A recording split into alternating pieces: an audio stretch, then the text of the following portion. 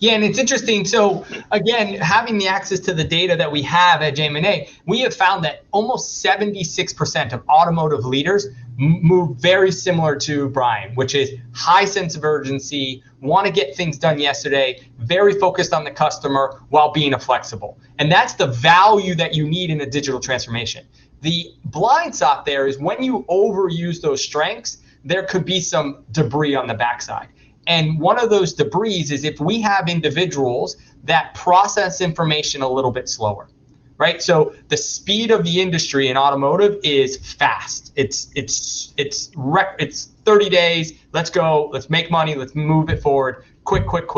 However, if we have individuals that are really focused on repeatable and scalable processes, they naturally are going to want to slow down, process, and think before making a decision.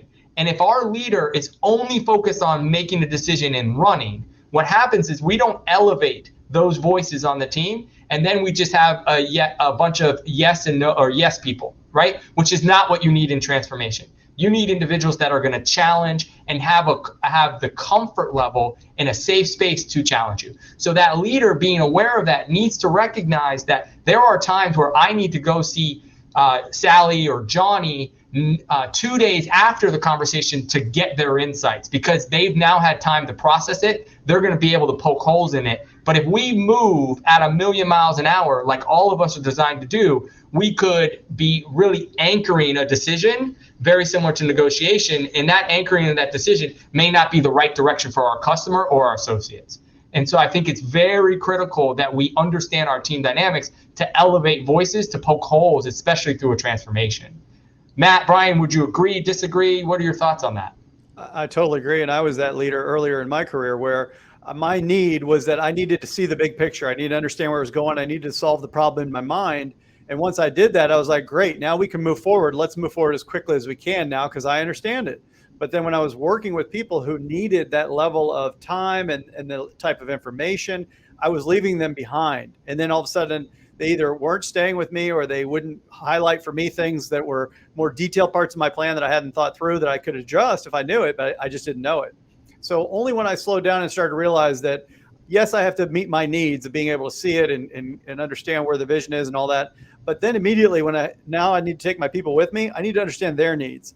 And if what they need to do is see it, and I say, well, why do you need to see it? It's already up in here in my head. And they're like, well, I don't live in there. I live out here, right? You're like, okay, let me take some time that I wouldn't normally do to document and show and diagram, because that gives you comfort and you need that.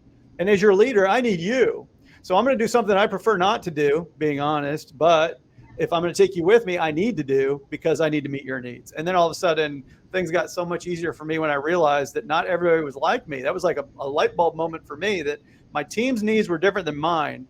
And now later on, now I make sure to surround myself with people who complement my strengths, because that way we are a more complete team.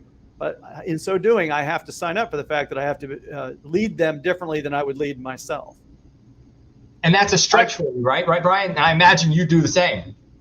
Oh yeah, I used to surround myself with people like me that, I've got Wendell, Brian Burton, Ryan Wieben, all the key managers running the departments, Cindy Lentz in my service department, are the opposite of me, because too much of me would be a nightmare for everybody.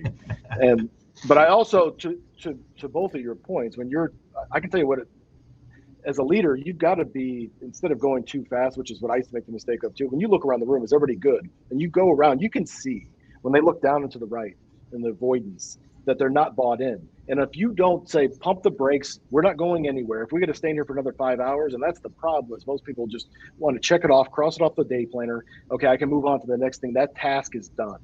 And then what happens is it keeps rearing its ugly head over and over and over again. And then you're like, what happened?